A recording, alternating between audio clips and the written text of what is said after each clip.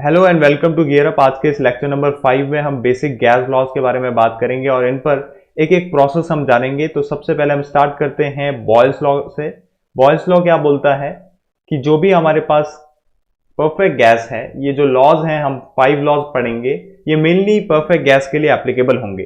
तो Boyle's law बोलता है कि अगर हमारा परफेक्ट गैस का टेम्परेचर कांस्टेंट कर दिया जाए और प्रेशर को इंक्रीज कर दिया जाए तो उसका वॉल्यूम डिक्रीज होगा। दैट मीन्स जो प्रेशर है वो इन्वर्सली प्रोपोर्शनल होगा वॉल्यूम के। और हम अगर आइडियल गैस इक्वेशन में भी देखें तो P V is equal to nRT होता है। ये आइडियल गैस इक्वेशन आती है एक्सपेरिमेंट से। जब आप प्रेशर वॉल्यूम टेम्परेचर को एक दूसरे के साथ कंपेयर करते हैं तब आपको ये रिलेशन मिलता है। इसमें एन जो है वो नंबर ऑफ मोल है जो कि कांस्टेंट रहेगा, आर यूनिवर्सल गैस कांस्टेंट ये भी कांस्टेंट रहेगा और टेम्परेचर तो कांस्टेंट है अकॉर्डिंग टू बॉयल्स लॉ। अगर ऐसा हो जाता है तो P V is equal to constant हम लिख सकते हैं और यहीं से हमारे पास बॉयल्स लॉ के लिए रिलेशन आता है कि P1V1 is equal to P2V2 is equal to constant.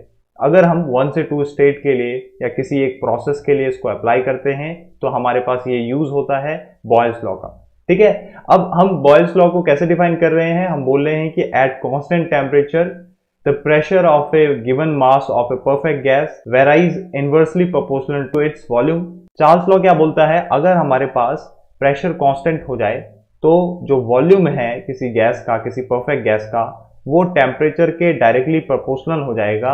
और ये आप देख सकते हैं अगेन आइडियल गैस इक्वेशन से देख सकते हैं, क्योंकि आपको पता है P V is directly proportional to T. अगर प्रेशर कांस्टेंट हो जाता है तो वॉल्यूम जो होगा अपने आप टेम्परेचर के कांस्टेंट हो जाएगा।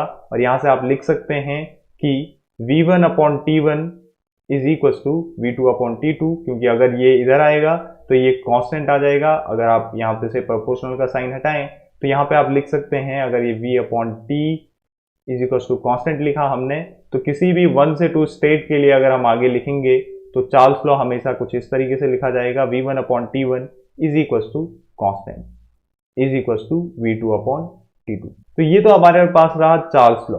अब आप बात करते हैं कि ये जो चार्ल्स लॉ है हमारे पास, इसको दूसरे तरीके से कैसे डिफाइन किया जाता है।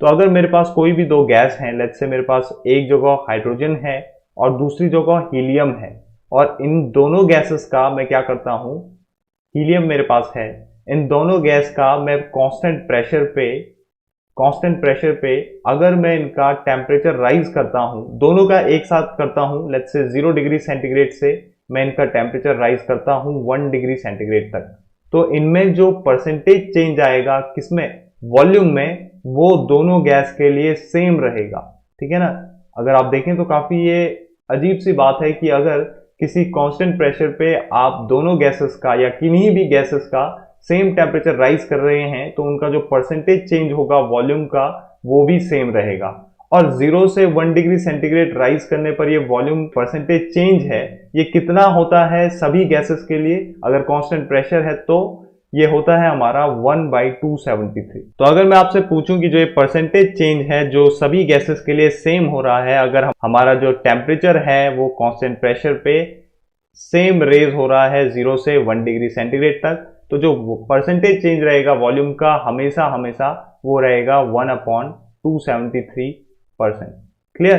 अब हम यहां से लिख सकते हैं कि अगर मेरी दो गैसेस हैं, जैसे कि मैंने कहा एक हाइड्रोजन है दूसरी हीलियम है, और हाइड्रोजन और हीलियम दोनों का ही हम 1 डिग्री सेंटीग्रेड से राइज कर रहे हैं, पहले कुछ 0 डिग्री सेंटीग्रेड रहा होगा, तो जो इनमें परसेंटेज चेंज होगा वो 1/273 होगा।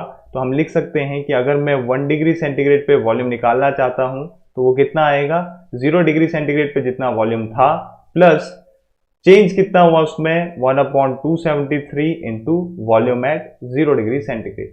तो ये हमारे पास इक्वेशन बनती है और इसी इक्वेशन से आप आगे किसी भी टेम्परेचर के लिए निकाल सकते हैं। अगर मैं बोलूं कि मैं 0 डिग्री सेंटीग्रेड से कुछ T डिग्री सेंटीग्रेड राइज कर रहा हूं, उसके लिए कितना मेरे पास परसेंटेज चेंज होगा वॉल्यूम में, ठीक है ना, कंडीशन सेम रहेगी, कांस्टेंट प्रेशर रहेगा। तो यहाँ पे हमारे पास 0 डिग्री सेंटीग्रेड पे जितना वॉल्यूम था प्लस जितना टेम्परेचर है T upon 273 into V volume at 0 degree centigrade. तो ये हमारे पास इक्वेशन बनती है और इसी इक्वेशन का यूज करके हम परसेंटेज चेंज निकाल सकते हैं किसी भी गैस का किसी भी गिवन टेम्परेचर पे, अगर हमारा प्रेशर कांस्टेंट है। नेक्स्ट आता है हमारे पास गे-लुसाक लॉ। गे-लुसाक लॉ ये जो गेल-लुसैक लॉ है ये क्या है, ये बोलता है कि अगर एक ही प्रॉपर्टी बची प्रेशर वॉल्यूम टेम्परेचर में से, प्रेशर हो गया टेम्परेचर हो गया, अगर वॉल्यूम कांस्टेंट हो जाए किसी परफेक्ट गैस का तो क्या होगा, जो प्रेशर होगा वो डायरेक्टली प्रोपोर्शनल होगा टेम्परेचर के, ठीक है ना। At constant volume the pressure of a given mass of a perfect gas is directly proportional to its absolute temperature, ठीक है। तो यहां से हम लिख सकते हैं, क्या लिखेंगे हम यहाँ पे, हम लिख सकते हैं कि P1 upon T1 is equal to P2 upon T2। तो ये रिलेशन इसके लिए यूज होगा और इसके लिए भी वही चीज एप्लीकेबल होती है जो चार्ल्स लॉ के लिए हमने कही कि अगर हमारे पास कोई गैस है, एक हाइड्रोजन है एक हीलियम है और दोनों ही गैसेस का हम क्या कर रहे हैं, दोनों ही गैस का या सेपरेटली कहें 0 से 1 डिग्री सेंटीग्रेड राइज कर रहे हैं, 0 डिग्री सेंटीग्रेड से 1 डिग्री सेंटीग्रेड राइज कर रहे हैं, तो जो चेंज होगा इनमें किस पर है, ये कांस्टेंट वॉल्यूम पे है।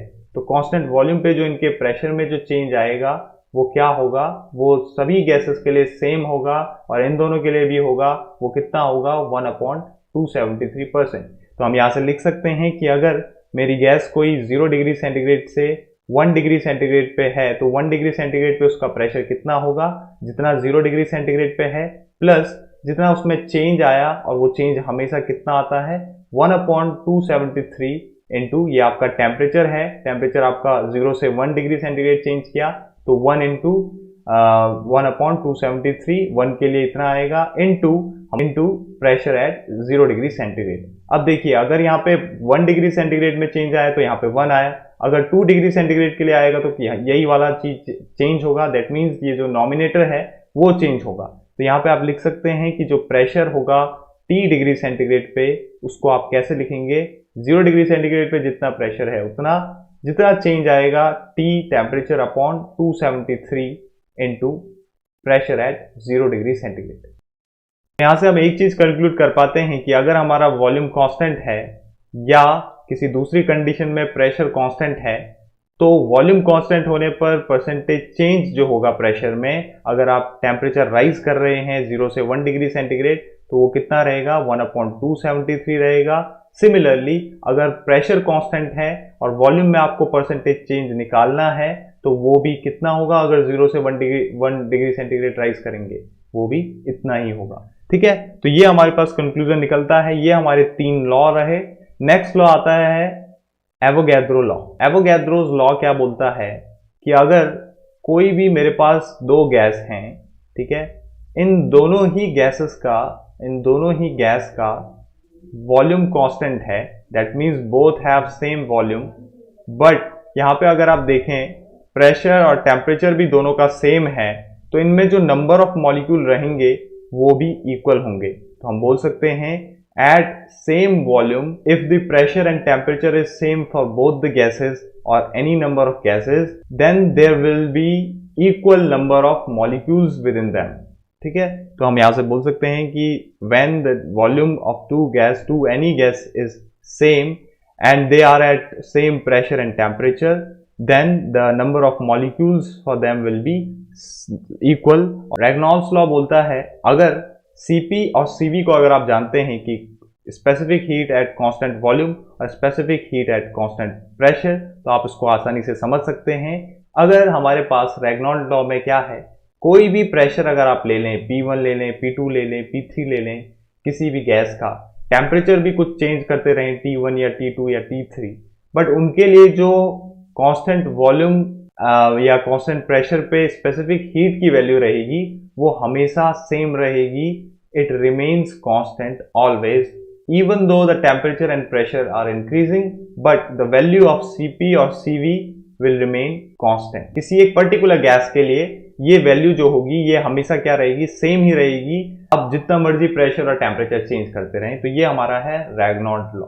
तो रेग्नॉल्ड्स लॉ क्या बोलता है, for a particular gas at any pressure and temperature the value of a specific heat at constant volume and specific heat at constant pressure remains constant। तो ये तो हमने देखे कुछ लॉज के बारे में। अब आइए बात करते हैं हम प्रोसेस के बारे में। सबसे पहले स्टार्ट करते हैं आइसोथर्मल प्रोसेस से कि आइसोथर्मल प्रोसेस क्या होती है। आइसोथर्मल प्रोसेस को देखें तो क्या है, thermal means temperature and iso means similar. तो टेम्परेचर अगर आपका कांस्टेंट है, टेम्परेचर कांस्टेंट होने पर जब भी आप किसी गैस को हीट देते हैं तो उसमें क्या होता है, उसमें अगर प्रेशर जो है वो जो है वॉल्यूम के इन्वर्सली प्रोपोर्शनल होता है, और जो आइसोथर्मल है वो बॉयल्स लॉ को फॉलो कर रहा है, साफ पता चल रहा है। तो टेम्परेचर कांस्टेंट होने पर प्रेशर जो है वो इन्वर्सली प्रोपोर्शनल होगा वॉल्यूम के। क्लियर है? तो यहां से हमें ये बात पता चलती है। तो आइसोथर्मल प्रोसेस के लिए भी हम यहाँ पे सभी प्रोसेस के लिए पीवी और टीएस डायग्राम बनाएंगे। तो सबसे पहले हम पीवी डायग्राम बनाए अगर आइसोथर्मल प्रोसेस के लिए, तो ये मेरा प्रेशर हो गया वाई एक्सिस में और वॉल्यूम हो गया एक्स एक्सिस में। ठीक है, नाउ इसके लिए डायग्राम क्या बनेगा? अगर आप एक चीज देखिए तो टेम्परेचर कांस्टेंट है। अगर टेम्परेचर कांस्टेंट है तो क्या आपको यहाँ पे कहीं टेम्परेचर दिखाई दे रहा है? P और V के सिवाय यहाँ पे टेम्परेचर कहीं और है ही नहीं। दैट मीन्स ये हमेशा कर्व बनेगा। ठीक है, अगर मुझे टीएस डायग्राम बनाना है आइसोथर्मल प्रोसेस के लिए, तो क्या होगा? टेम्परेचर आपको वाई एक्सिस में दिखाई दे रहा है। दैट मीन्स इसके परपेंडिकुलर अगर मैं लाइन बनाऊं और इस पॉइंट पे और इस पॉइंट पे टेम्परेचर देखूं, या किसी भी पॉइंट पे टेम्परेचर देखूं, वो क्या रहेगा? हमेशा कांस्टेंट रहेगा।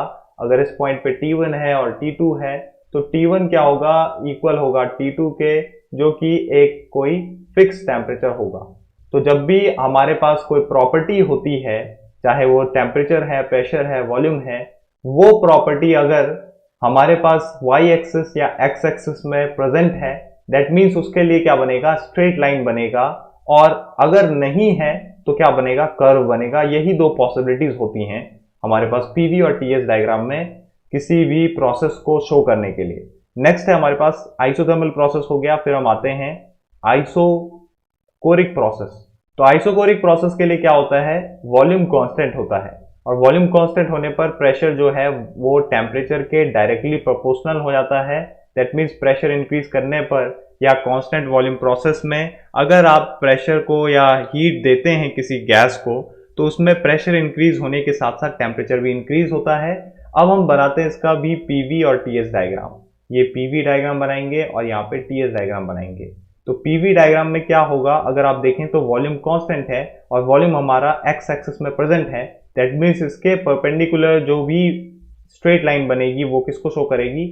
आइसोकोरिक प्रोसेस को शो करेगी। बिकॉज इसके हर एक पॉइंट पे, चाहे ये पॉइंट हो चाहे ये पॉइंट हो, उस हर पॉइंट पे एक ही वॉल्यूम वी डैश दिखाई दे रहा है। क्लियर?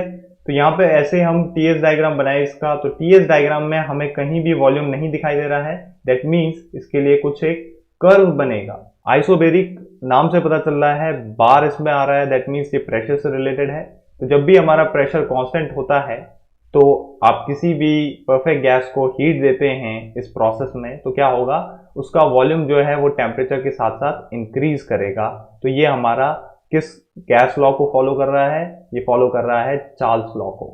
ठीक है, और इससे पहले हमने जो पढ़ा था वो था हमारा आइसोकोरिक प्रोसेस, उसमें वॉल्यूम कांस्टेंट था, वो गेल-लुसैक को फॉलो कर रहा था। अब इसमें भी हम पीवी और टीएस डायग्राम बनाए। जैसे कि हमने कहा, कोई भी प्रॉपर्टी जो कांस्टेंट है उसके लिए अगर आपको किसी भी एक्सिस में वो प्रॉपर्टी दिख रही है तो उसके परपेंडिकुलर खींचने वाली स्ट्रेट लाइन उस प्रोसेस को शो करेगी। और यहाँ पे प्रेशर कांस्टेंट है तो उसके परपेंडिकुलर कौन सी लाइन है? ये लाइन है, क्योंकि हर एक पॉइंट पे अगर आप देखें प्रेशर क्या है? कांस्टेंट है। वो कुछ प्रेशर कांस्टेंट कुछ भी हो सकता है, लेट्स से वो P1 है। तो हर एक पॉइंट पे प्रेशर कांस्टेंट है, बट वॉल्यूम क्या हो रहा है? इंक्रीज हो रहा है, या फिर वो डिक्रीज भी हो सकता है। क्लियर? वो डिपेंड करेगा कि आपकी प्रोसेस कौन सी है। ऐसे हम टीएस डायग्राम बनाए इसके लिए। तो टीएस डायग्राम में हमें ये कहीं भी नहीं दिखाई देगा, क्योंकि चार ही प्रॉपर्टी है हमारे पास। एक जगह वो स्ट्रेट लाइन बन गया तो दूसरी जगह वो अपने आप एक कर्व बनेगा। बिकॉज ना ही हमारे पास जो प्रेशर है वो हमें एक्स एक्सिस में दिखाई दे रहा है और ना ही वाई एक्सिस में दिखाई दे रहा है। तो ये हमारे पास इसीलिए एक कर्व बनेगा। ऐसे ही हमारे पास एक फाइनल प्रोसेस आती है जिसका नाम है एडिएबैटिक प्रोसेस। एडिएबैटिक प्रोसेस में क्या होता है? इसमें हीट नहीं देते हम किसी भी सिस्टम को। और जैसे कि मैंने बताया था, अगर हम किसी भी सिस्टम को हीट सप्लाई करना बंद कर दें, एनर्जी ना दें, तो उसकी एंट्रोपी जो है वो क्या रहेगी? कांस्टेंट रहेगी। ठीक है, वो एंट्रोपी कांस्टेंट रहेगी। और ये प्रोसेस कई बार हमारे पास रिवर्सिबल एडिएबैटिक करके भी आता है। तो रिवर्सिबल एडिएबैटिक एक डिफरेंट प्रोसेस है जिसमें कि हमारा सिस्टम क्या करेगा? अगेन अपने जिस भी तरीके से उसने फॉरवर्ड प्रोसेस करी थी उसी तरीके से रिवर्स इफेक्ट के साथ, एग्जैक्टली रिवर्स इफेक्ट के साथ वो अपनी रिवर्स प्रोसेस भी करेगा। तो डायरेक्ट प्रोसेस, रिवर्स प्रोसेस आपके इसमें दोनों होनी चाहिए, रीस्टोरिंग प्रोसेस होनी चाहिए। तो इसमें क्या होगा, रिवर्सिबल एडियाबैटिक है, इसीलिए हम इसको कई बार आइसेंट्रोपिक भी बोलते हैं, आइसेंट्रोपिक प्रोसेस। नाउ अगर हम इसके लिए भी पीवी और टीएस डायग्राम बनाएं तो पीवी डायग्राम में हमें कहीं भी एंट्रोपी नहीं दिखाई दे रहा है, दैट मीन्स इसके लिए कर्व बनेगा। टीएस डायग्राम की बात करें तो एक्स एक्सिस में हमें एंट्रोपी दिखाई दे रहा है, एस से हम एंट्रोपी को शो करते हैं। तो ये हमारे पास ये जो परपेंडिकुलर लाइन है इस एंट्रोपी के, एंट्रोपी वाली एक्सिस के, वो हमारा एंट्रोपी या एडियाबैटिक, आइसेंट्रोपिक कहें या एडियाबैटिक प्रोसेस होगा। नेक्स्ट हमारे पास है, अगर यहाँ पे एक चीज बात करें, अगर हमारे पास प्रोसेस आइसेंट्रोपिक है, दैट मीन्स इसका मतलब क्या है, वो 1 से 2 की तरफ जाएगा और फिर 2 से 1 की तरफ वापस आएगा। जितना इफेक्ट इसने 1 से 2 तक किया होगा सिस्टम और सराउंडिंग पे, वो इफेक्ट ये वापस ले लेगा जब ये 2 से 1 की तरफ आएगा। क्लियर? तो इसीलिए हमारे पास ये रिवर्सिबल एडियाबैटिक है। तो ये तो रहा प्रोसेस के बारे में। अब प्रॉब्लम क्या आती है, एक चीज अगर हम देखें तो पीवी डायग्राम में अगर हम बात करें पीवी डायग्राम की, तो ये मेरे पास पीवी डायग्राम है और इस पीवी डायग्राम में हमारे पास अगर दो कर्व आ जाते हैं, देखिए अगर हमारे पास ये लाइन है तो हम समझते हैं कांस्टेंट प्रेशर है, ये लाइन है हम समझते हैं कांस्टेंट वॉल्यूम है। अगर ये दो कर्व आ जाते हैं हमारे पास इस पीवी डायग्राम में तो हमें थोड़ा दिक्कत होती है, ये प्रॉब्लम होती है कि कौन सा इसमें से, क्योंकि अब दो पॉसिबिलिटीज बन सकती हैं, या तो पीवी डायग्राम में हमारे पास दो चीज हैं, प्रेशर और वॉल्यूम को छोड़ के हमारे पास बचता है टेम्परेचर और एंट्रोपी। तो या तो हमारे पास आइसोथर्मल प्रोसेस हो सकती है जो कर्व बनती है पीवी डायग्राम में, या फिर वो कोई एडियाबैटिक या फिर आप कहें आइसेंट्रोपिक प्रोसेस हो सकती है। अब कैसे पता लगाएं अगर हमारे पास ये दो कर्व हैं और ये जो दो प्रोसेस हो रही हैं 1 से 2 और 3 से 2, तो हम कैसे बताएं कि इनमें से कौन सा एडियाबैटिक होगा और कौन सा आइसोथर्मल होगा?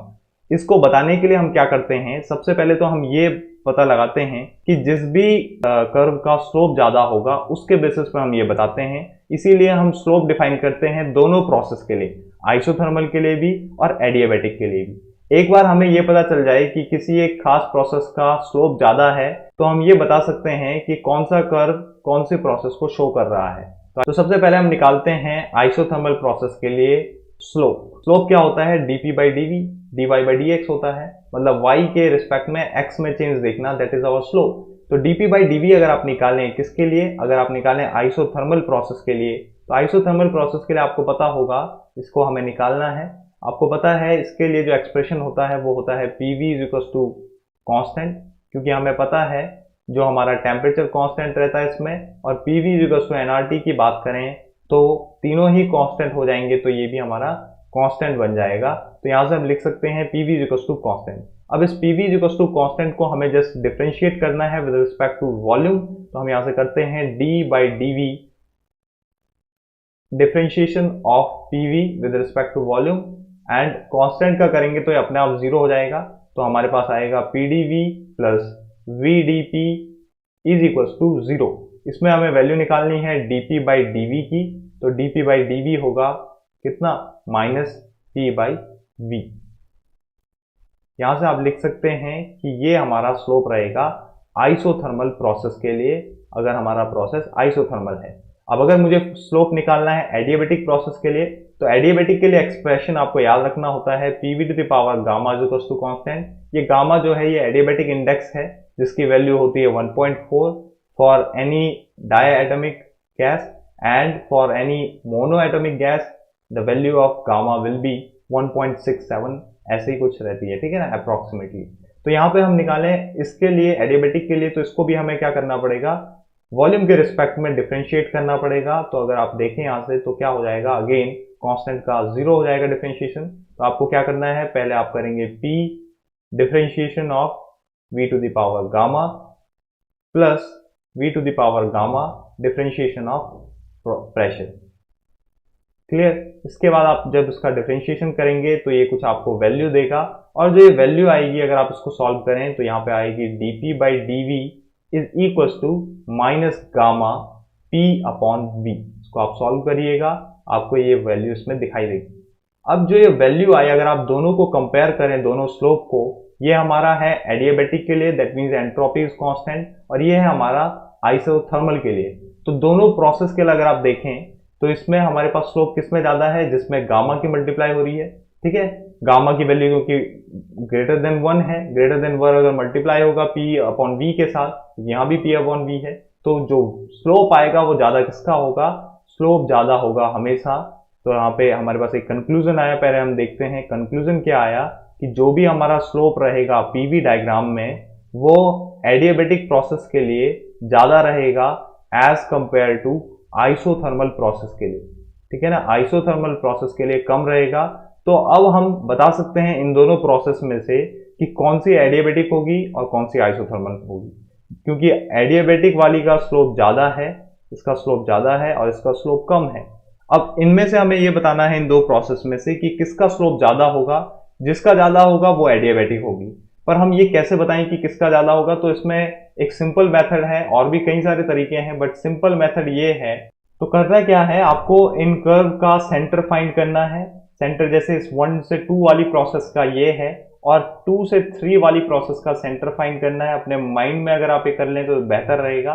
फिर आपको एक टेंजेंट ड्रॉ करना है, इससे होता हुआ जो टेंजेंट होगा वो कुछ ये होगा लेट्स से, और इससे होता हुआ आपने पहले एक सेंटर फाइंड आउट करा, और किसी भी बेस के रिस्पेक्ट में आपने इसका एक टेंजेंट खींच लिया।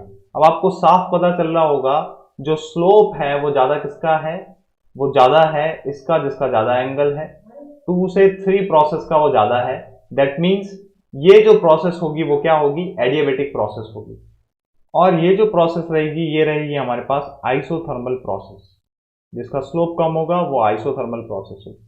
अगर आपको ये समझ नहीं आया कि किसका स्लोप ज्यादा होगा या किसका कम होगा, तो आइए इसको देखते हैं थोड़ा, कैसे हमारे पास स्लोप का पता चलता है, जिसका ज्यादा होगा या किसका कम होगा। ये हमारे पास पीवी डायग्राम था, और हमने कहा ये हमारे पास एक कोई भी 2 प्रोसेस थी, कुछ इस तरीके से, एक प्रोसेस ये थी और कुछ दूसरी प्रोसेस लेट्स से ये है। तो हमें क्या बताना है कि स्लोप किसका ज्यादा होगा। तो आपको स्लोप अगर बताना है कभी भी, तो इसका सिंपल तरीका है।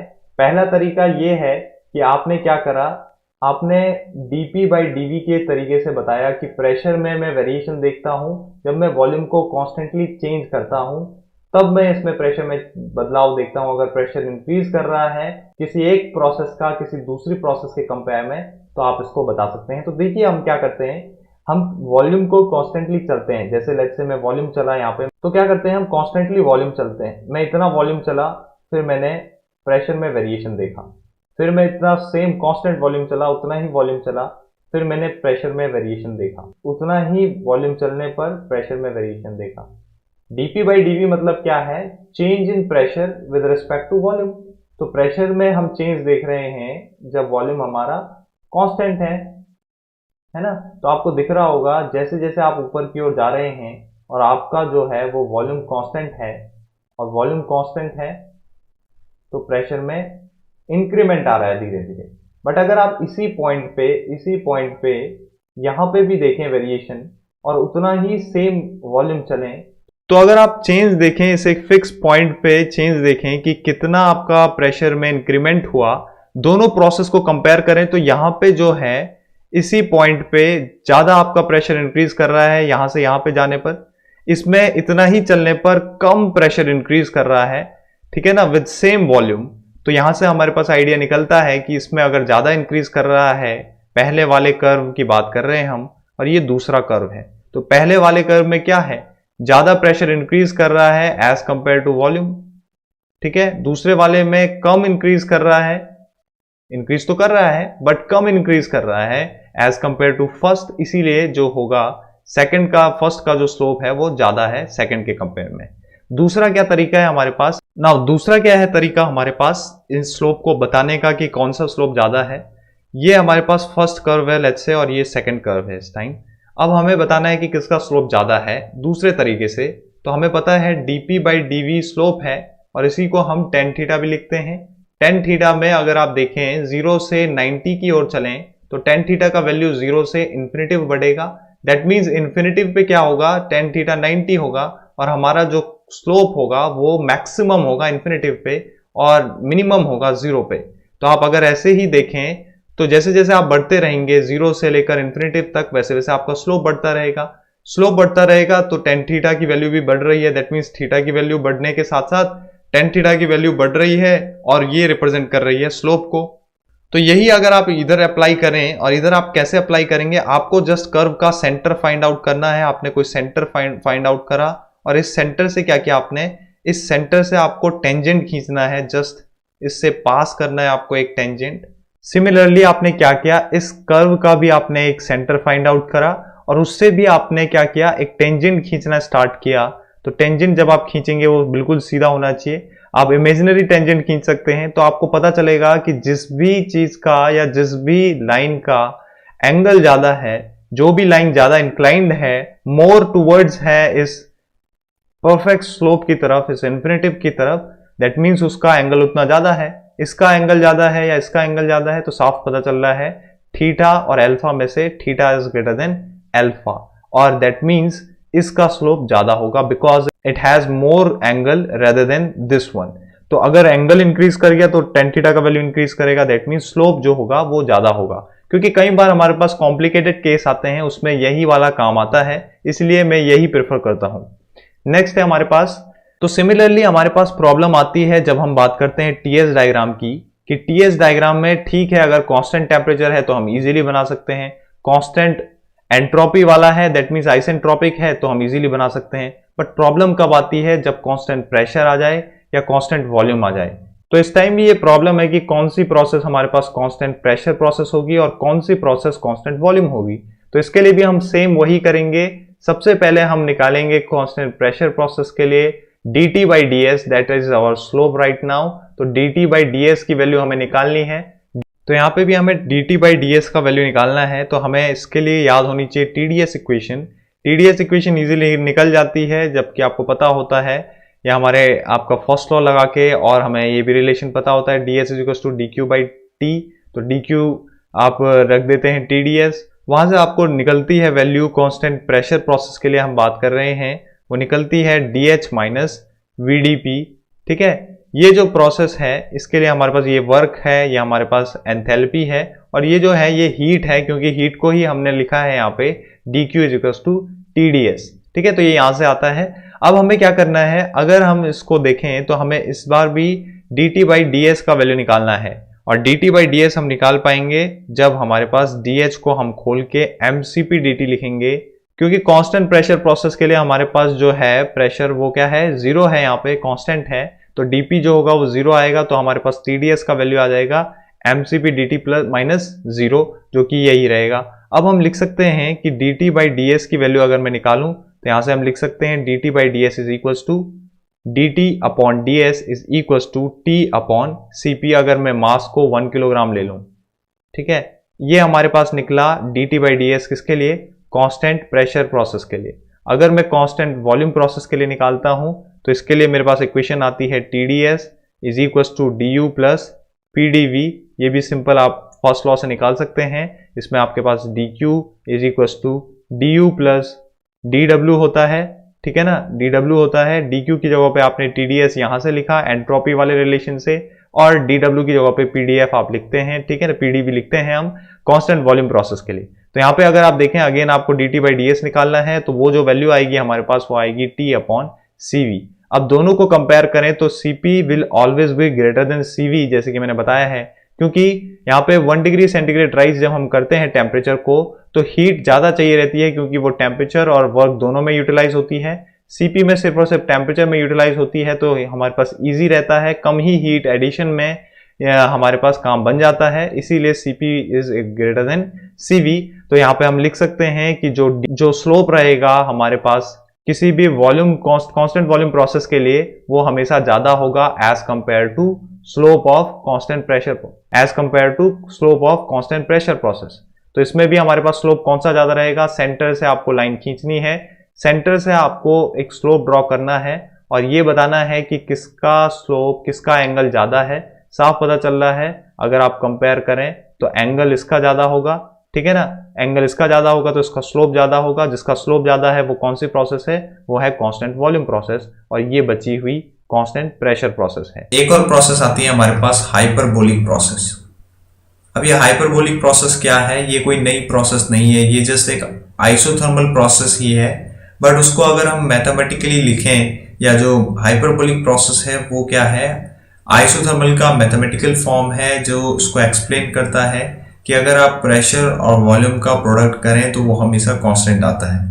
नेक्स्ट आती है हमारे पास पॉलीट्रॉपिक प्रोसेस। ये प्रोसेस काफी इंपॉर्टेंट प्रोसेस है क्योंकि ये सभी प्रोसेस को डिफाइन करती है। तो पॉलीट्रॉपिक प्रोसेस की बात करें, पॉलीट्रॉपिक प्रोसेस क्या होती है? पॉलीट्रॉपिक प्रोसेस एक ऐसी प्रोसेस है जो सभी को डिफाइन करेगी, चाहे वो एडियाबेटिक प्रोसेस हो, आइसोथर्मल हो, आइसोकोरिक हो या आइसोबेरिक हो, कोई भी प्रोसेस हो उसको ये डिफाइन करती है। और इसका जो एक्सप्रेशन रहता है वो रहता है PV to the power n is equals to constant. अब इसमें अगर आप एक चीज देखें, अगर आप n की वैल्यू 0 रखें तो क्या आपको मिलेगा, क्या मिलेगा आपको? PV to the power 0 is equals to constant, that means pressure is equals to constant. तो n की वैल्यू 0 रखने पर आपको आइसोबेरिक प्रोसेस मिल रही है। n की वैल्यू अगर आप 1 रखें तो आपको क्या मिलेगा? pv to the power 1 is equals to constant, that means isothermal process. अगर आप n की वैल्यू कुछ और रखें, लाइक n की वैल्यू अगर आप गामा रखें 1.4, तो यहाँ पे आपका pv to the power gamma is equals to constant, जो कि आपका क्या रहेगा? एडियाबेटिक प्रोसेस रहेगा। अगर n की वैल्यू इन्फिनिटिव रख देते हैं तो तब क्या होगा? यहाँ पे होगा pv to the power infinitive is equals to constant और v to the power infinitive is equals to c upon p और v is equals to c upon p। Infinitive उधर जाएगा, 1 अपॉन इन्फिनिटिव होगा और ये बन जाएगा आपका c upon p to the power 0 और यही हो जाएगा आपका कांस्टेंट। तो यहां से आपको पता चल गया कि जो वॉल्यूम होगा वो कांस्टेंट होगा अगर n की वैल्यू इन्फिनिटिव है। तो n की वैल्यू जो अगर आप बात करें, वैसे नेचुरली जो है n की वैल्यू लाई करती है माइनस इन्फिनिटिव से प्लस इन्फिनिटिव के बीच में। जो हमारी पॉलीट्रॉपिक प्रोसेस है वो केवल इन्हीं 4 प्रोसेस को डिफाइन नहीं करती हैं, ये नेचर में जो भी हमारे पास प्रोसेस होती हैं, जो हमने प्रोसेस नहीं सुनी है उन प्रोसेस को भी डिफाइन करती है। क्लियर है? तो हम स्टार्ट करते हैं कि इसके लिए हमारे पास पॉलीट्रॉपिक के लिए हम कैसे कर्व बनाते हैं।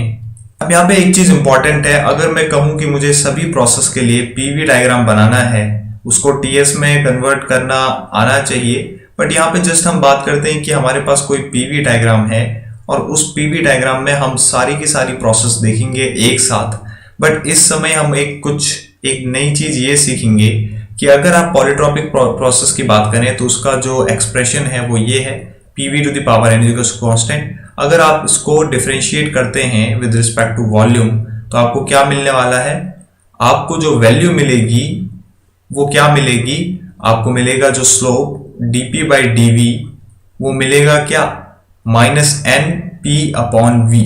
अब अगर आप एक चीज देखें तो ये नेगेटिव जो है ये आ रहा है यहाँ पे। अगर आपकी वैल्यू n की वैल्यू पॉजिटिव होती है तो ये जो नेगेटिव है ये नेगेटिव ही रहेगा, दैट मींस स्लोप क्या रहेगा आपका? नेगेटिव रहेगा। अगर n की वैल्यू खुद नेगेटिव हो जाए तो नेगेटिव नेगेटिव की मल्टीप्लाई होकर स्लोप क्या बन जाएगा? पॉजिटिव बन जाएगा। ठीक है, तो यहाँ पे क्या होता है, अगर आप एक चीज देखें तो हमारे पास n की वैल्यू क्या थी, जो भी हमारे पास प्रोसेस थी, एडियाबेटिक देखें या हम कोई सी भी प्रोसेस देखें तो हमारे पास सारी प्रोसेस में n की वैल्यू पॉजिटिव थी। इसीलिए इन्हीं सभी प्रोसेस के लिए जो हमारे पास स्लोप आएगा वो क्या आएगा? वो स्लोप क्या आएगा?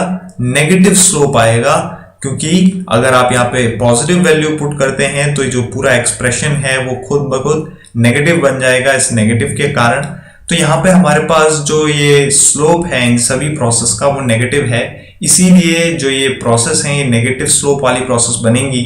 और नेगेटिव स्लोप वाली प्रोसेस कैसे बनती है तो मैं आपको एक चीज समझाऊं यहाँ पे, अगर आपको नहीं पता है तो एक चीज आपको पता होनी चाहिए कि अगर मेरे पास ये प्रेशर है, ये वॉल्यूम है, मैं इस क्वाड्रेंट में dp बाई dv की वैल्यू निकालूंगा तो मेरा ये मान के चलो ये प्रेशर है और ये वॉल्यूम है, ठीक है ना, लेट्स से। अब dp बाई dv की वैल्यू अगर मैं यहाँ पे देखूं तो क्या होगा? पॉजिटिव अपॉन पॉजिटिव, ये क्या बनेगा? पॉजिटिव बनेगा। दैट मींस इसका मतलब क्या है कि जो भी स्लोप इस फर्स्ट क्वाड्रेंट में बनेगा वो पॉजिटिव रहेगा। अगर मेरा pv ऐसा है दैट मींस यहाँ पे क्या हो जाएगा? dp by dv।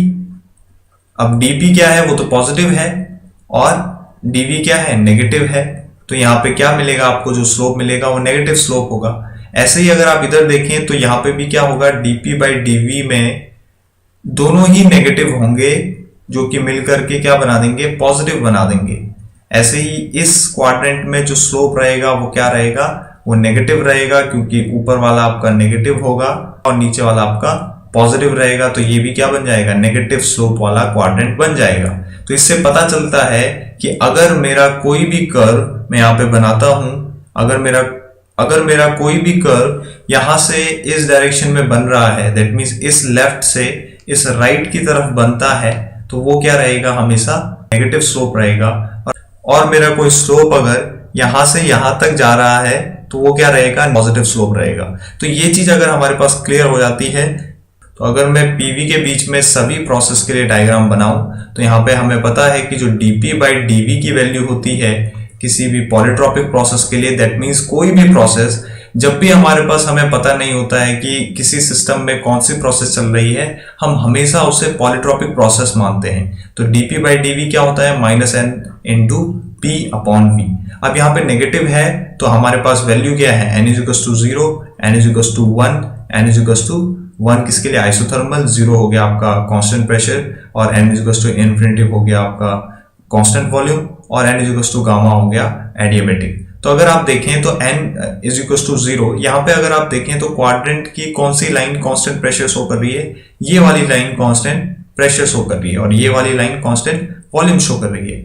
तो मुझे यहाँ पर एक चीज पता है कि जो भी मेरा वैल्यू है n का, चाहे वो 0 है, 1 है, इन्फिनिटिव है या फिर गामा है, वो मैं यहाँ पे रखता हूं तो मुझे हमेशा नेगेटिव वैल्यू मिलेगी। दैट मीन्स मेरा जो स्लोप रहेगा वो हमेशा नेगेटिव रहेगा। और नेगेटिव कब होता है, जब हम लेफ्ट से राइट में इस तरीके से कुछ जाते हैं, तो तब हमारे पास जो स्लोप हमें मिलता है वो नेगेटिव रहता है। तो ये स्लोप हमारा नेगेटिव स्लोप रहेगा, और इसी स्लोप में ही हमारी सारी की सारी प्रोसेस, चाहे वो एडियाबैटिक हो, आइसोकोरिक हो, वो सारी प्रोसेस शो की जाएंगी। जबकि जो प्रैक्टिकल जो हमारी प्रोसेस रहती है वो इसमें नहीं शो होती हैं। वो कहां से होगी, वो इस लेफ्ट से इस राइट वाले में शो होगी। उनकी वैल्यू नेगेटिव में होगी, और उनकी वैल्यू कुछ हमें ऐसे मिलती है, -1, -2, -0.5, ये कुछ ऐसे वैल्यू हमें उनकी मिलती है। तो हम यहाँ पे सिर्फ और सिर्फ अपनी प्रोसेस के लिए देखते हैं जो हम पढ़ते हैं। सबसे पहली प्रोसेस है हमारे पास आइसोबेरिक प्रोसेस। तो ये हमारा पीवी के बीच में हम डायग्राम बना रहे हैं, सभी प्रोसेस को दिखाएंगे। तो ये हमारा प्रेशर कांस्टेंट है, ये लाइन अगर आप देखें तो ये क्या है, कांस्टेंट प्रेशर है, और ये लाइन क्या है, कांस्टेंट वॉल्यूम है। तो कांस्टेंट प्रेशर के लिए अगर आप देखें तो यहाँ पे ये जो लाइन है ये है कांस्टेंट प्रेशर। तो ये हमारे पास हो गया कांस्टेंट प्रेशर, जहां पे n की वैल्यू कितनी होगी, 0 होगी। और यहाँ पे अगर आप देखें तो ये कांस्टेंट वॉल्यूम है, जहां पे n की वैल्यू कितनी होगी, इन्फिनिटिव होगी। 0 से लेकर इन्फिनिटिव तक बढ़ रहे हैं, तो यहां से यहाँ को हमारा इंक्रीज हो रहा है, ठीक है ना। जैसे जैसे हम यहाँ से यहाँ को जा रहे हैं, हमारा जो स्लोप का वैल्यू है वो इंक्रीज हो रहा है। तो यहां से अगर आप एक चीज देखें तो हमें बस स्लोप बताना है। तो ये जो स्लोप बनेगा n = 0, अब इसके बाद कुछ होगा n = 1, ठीक है ना। n = इन्फिनिटिव से पहले क्या होगा, n = गामा, 1 के बाद गामा आता है, क्योंकि गामा का वैल्यू 1 से बड़ा होता है। 1.4 होता है हमारा डायएटॉमिक के लिए, और 1.66 होता है हमारा मोनोएटॉमिक के लिए। तो ये तो हो गया हमारे पास वैल्यूज हो गई गामा की, तो जो 1 से बड़ी है तो ये यहाँ पे आएगा। और बीच वाली प्रोसेस को, इस प्रोसेस को हम मेनली डैश डैश से दिखाते हैं, और कई बार इसको हम बोलते हैं कि ये पॉलीट्रॉपिक प्रोसेस है।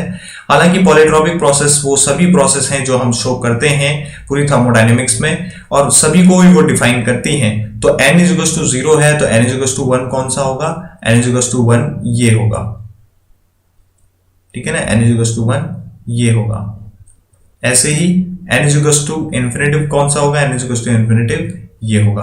तो बस आप अगर स्लोप देखें तो आपको स्लोप भी पता चल जाएगा। इसका स्लोप जो है वो ये है, जो कि कम एंगल पे है एज कंपेयर टू एडियाबैटिक का स्लोप, जो कि ज्यादा पे होना चाहिए, बिकॉज एडियाबैटिक का जो स्लोप है वो पीवी डायग्राम में किससे बड़ा होता है, इससे बड़ा होता है, जो भी हमारे आइसोथर्मल प्रोसेस है। क्लियर। तो ये हो गया हमारा आइसोथर्मल प्रोसेस, पीवी = कांस्टेंट, और ये हो गया pV गामा = कांस्टेंट। अब यहां से अगर आप इसको पीछे लेके चलें तो यहाँ पे आपका ये कुछ इस तरीके से पीछे जाएगा। ये हो गया हमारा आइसोथर्मल प्रोसेस, और ये कुछ इस तरीके से पीछे जाएगा। ये हो गया हमारा एडियाबैटिक प्रोसेस। क्लियर है। ये हमारा वही कांस्टेंट प्रेशर और ये वही कांस्टेंट वॉल्यूम। तो thank you for watching this video.